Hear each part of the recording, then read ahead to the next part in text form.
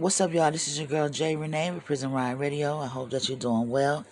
I have my brother up here. He's been up here before. We interviewed him before, and he's also brought other people on that need assistance. So that's what he'll be doing today. That's Brother Basil. Okay, he's got a mother on the line that wants to talk about what's going on. So we're gonna let him have the floor. You there, bro? Yes. All First right. of all, thank you for having me on the show again and allow me to bring attention to a very serious matter. Most definitely. As you know, my name is Basil, and my government name is Donnell J. Blunt Sr. I am the owner and CEO of DJB Paralegal and Consultation Services. Several months ago, the mother that's on the phone, Mrs. Valencia Alexander, reached out with regards to her son, Mr. Willie Ponder. He's currently incarcerated in the Georgia Department of Corrections. Mr. Palmer brought it to my attention that he has been incarcerated since he was 14 years old. And he's been out approximately 31 years now. The situation was he and 5 of his friends had gone into the store to steal out of the store. While they were leaving, one of the friends, unbeknownst to the other ones, took a gun out and shot back into the store and killed someone. Now, these guys all took plea bargains on advice of their attorneys, and they were given life sentences. They all eventually went up for parole and were given parole except for Mr. Ponder. Mr. Ponder was not the shooter. The shooter admitted his role. He admitted that no one knew that he was going to shoot back into the store. Approximately 3 years ago, these gentlemen were at what would be considered a halfway house, and they were all allowed to leave to go home. Mr. Ponder had an institutional infraction for consuming alcohol. No other institutional infractions. His record is impeccable. Everyone has gone home except for him. And here's the reason they have given. They said that Mr. Ponder, due to the serious nature of his charge, has not served enough time. As you can imagine, it's mind-boggling to hear that the 5 co-defendants had served enough time to warrant them being released with the exact same charges, with one being the accused killer. And Mr. Palmer is not considered to have served enough time. We have filed an appeal to the Georgia Parole Board, and we're begging you all to reach out to the Georgia Parole Board to grant this man relief. I have spoken with correctional officers that work there. I have obtained a letter from his counselor, who has known him since he was a child, and they speak very highly of Mr. Palmer's character and his ability to be in the housing units and to make sure that there isn't trouble there. One correctional officer said that she would intentionally, and she has written letters, let me explain this also. She has also written letters to the parole board on Mr. Palmer's behalf. She said that she would intentionally ask her supervisors to assign her to the housing unit where Mr. Palmer was assigned to, because Mr. Palmer made sure that he would insinuate himself into situations where violence may occur, and he would diffuse the situations. This man is very well loved and respected amongst his peers and amongst staff as well.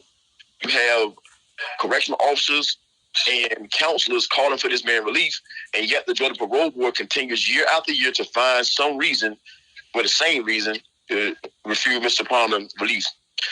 Ms. Alexander, if you would you please tell the people what it has been like seeing your son incarcerated for this long? It's been hard. It's been real hard. I don't understand why they keep holding my son. I understand that when crimes are committed, you have to do the time for the crime that was committed. But it doesn't take a lifetime for anyone to learn a lesson. And I don't understand why all of his co-defendants is out and he's still in. I mean, I just don't understand that. Like I said, I know he did wrong, but I think he has paid his dues to society for the wrong that he has done. And it's causing me an awful lot of pain, frustration, sickness, and everything. Since my son, I haven't been close. Well, I haven't just been like a mother to my son since he's been incarcerated. And that was from the age of 14. And September the 27th, which is a month away, my son will be 46 years old. And that's enough time for anybody. I could see it if he had just actually killed someone. And I have known people that has actually killed somebody and haven't did this much time. And every time I question them about why the incarceration of my child is steady extending, increasing instead of decreasing. And the only thing they can come up with is due to the nature of the crime. When is all this going to be over? That's what I need to know. When are y'all going to send me my son home? Ms. Ponder, being that you dealt with this for so long and you live with this for so long, could you tell the people what kind of man, Mr. Ponder, what kind of man is your son? My son is a man. He's a real man. He's a man amongst men. I mean, he's very intelligent.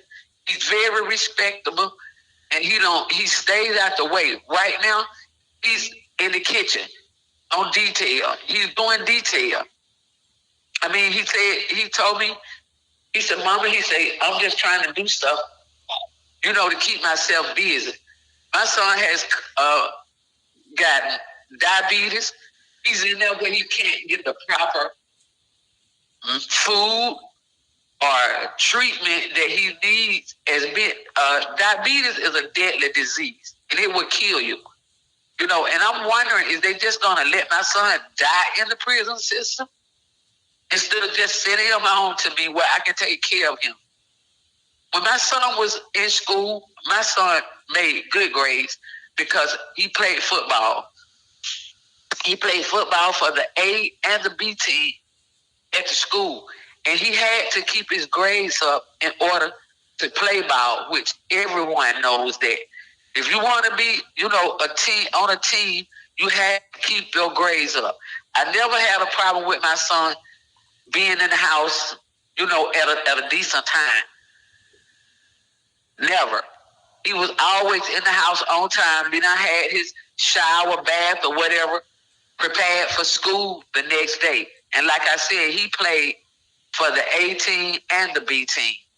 And if my son had never gotten incarcerated, he would have either been a professional football player or a basketball player because he played both. And I never had to go over to the school for anything about him as far as being in trouble. He had a bus driver that they wrote her bus. Her name was Miss Pat.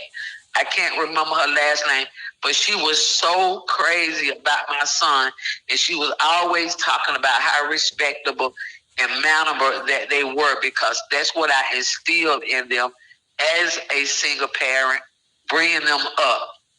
They are always respectable. They are yes, ma'am, no, ma'am, yes, sir, no, sir. You're never going to hear them say to you, yeah, no, or whatever, because they are not those type of young men. I can't call them boys anymore because they are young men now. And their ages are like 44, 45, and 46. And that goes for all three of them. But especially Willie, I never had a moment of trouble out of my son Willie. I really didn't. And that's the God having truth. Ms. Connor, may I ask you this? In the years that you have been going to see your son there and talking to various prison officials, what has been the attitude that they've had towards your son? Nothing but the best.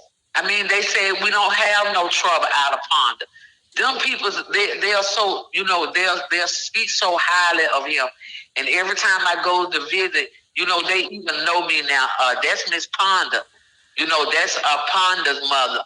And, we'll have conversation. And they will talk about how respectable Ponder is, how Ponder is, like you were saying about, where he's also a mentor, for the younger youth that's in there, trying to lead them, through the path of righteousness and stuff. I mean, he takes on a lot of responsibility since he been in the prison system, as far as, mentoring and detailing and, staying out the way of others, solving problems, with his his dorm mates and stuff, trying to keep the peace. And he does all this stuff. And that's why I don't understand why the parole board can't look back on these things and see, what a great son that my son is. Ms. Parner, let me ask you this. Being a mentor, does that include helping other guys to not only live in prison, but to prepare them for life outside of prison? Yes, sir. Yes, sir, it does.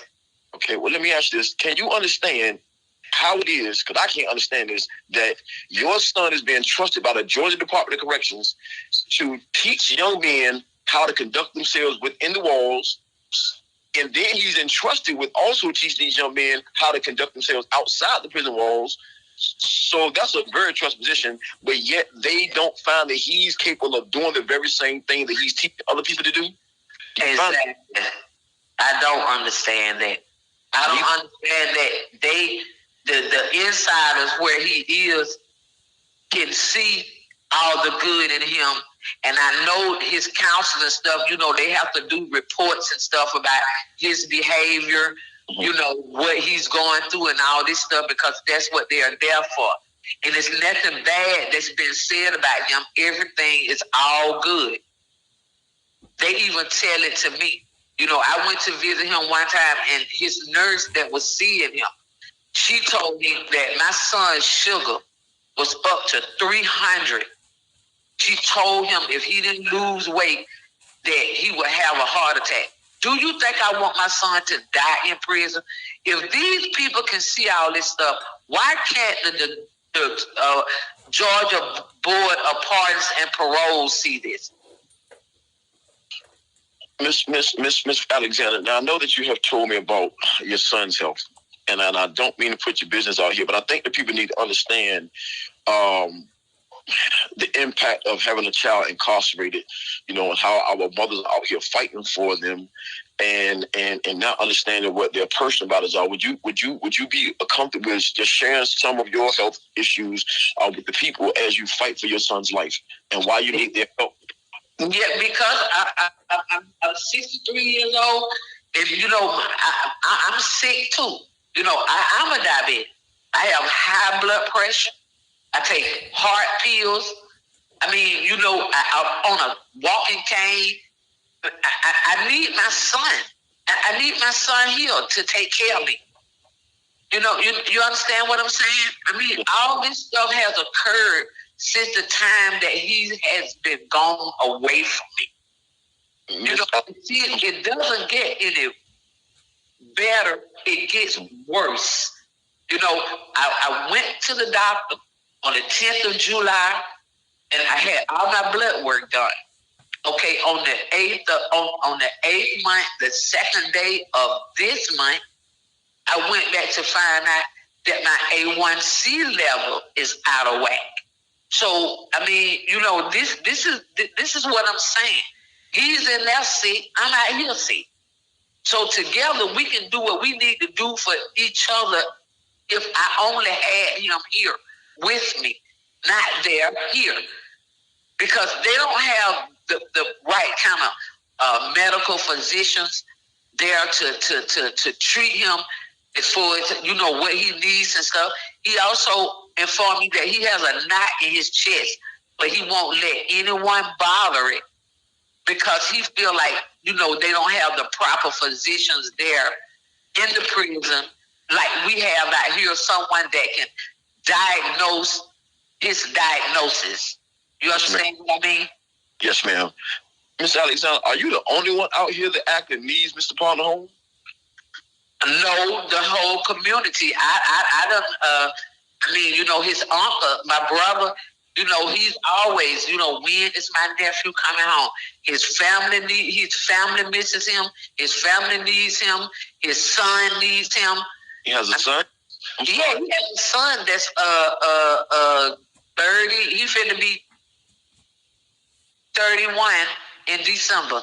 Here's a question. How many days has Mr. Parner been able to participate out here in his son's life? He left when his son was a baby. Okay. I mean, he wasn't even 1 year old when Willie left. So the Georgia right. The Georgia parole board is refusing to let this man come out here and to participate in a son's life that he left in his newborn baby. And your son did not kill anyone.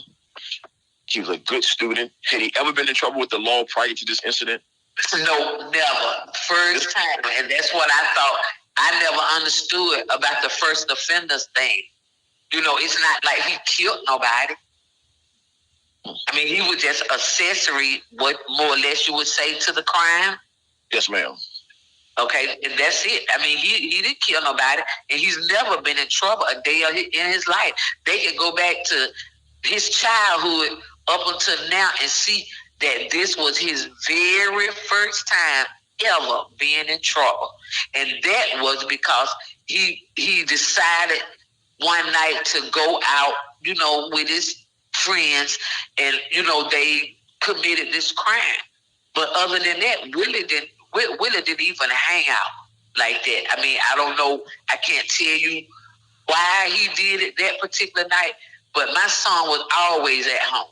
You know how the old people used to go back and say, don't let the light catch you coming home. You know, when you come home, that's exactly the way Willie did. He never let the light caught him coming in the house. And he got his homework done, got his bath and everything by 9 o'clock. And he was in the bed ready for school the next day when he had to go. Here's a question, man. Since he has been incarcerated, Mr. Alexander, has he gotten into trouble while he's in there? Has he caught a street charge or any extra time since he's been in there? Not to my knowledge. And I can say this for the people. Other than when he got, you know, that little, like I say, he got that percentage of alcohol, you know, on his breath. Other than that, no. So, and I have checked his record too. Mr. Palmer's record is impeccable. Like, he is the perfect candidate for someone that can make it out here, that will make it out here, that I would stake my personal reputation on. You, anyone that knows me knows that I don't put my personal reputation behind anyone I think could remotely get in trouble. And I know we all have the potential, but this is his mother said, this is a man amongst men. And I have vetted this brother very thoroughly. I have probably broke him down, questioned him so bad, man, he probably hated me at some points, but I had to do it to make sure I could put my reputation and those I love and care about reputation behind him when we call for the parole board to let this man come home. And I do that with full belief that he's going to make it out here. He's a good guy. Ms. Alexander, is there anything else you'd like to say to the people before we close out? Yes, I would ask them, would they please stand by us in pursuing the parole board to let my son free. Please. Sister Javen, I really appreciate you allowing us to come up here, and I just ask that you and your followers, just as Ms. Alexander said, call the parole board. Let them know that those of us out here in freer society want this man out here with us. He's going to be an asset to his family first. He's going to be an asset to his community first, and then he will branch out from there, because this man has great plans. He has educated himself while he's been in there, and he's prepared to come home.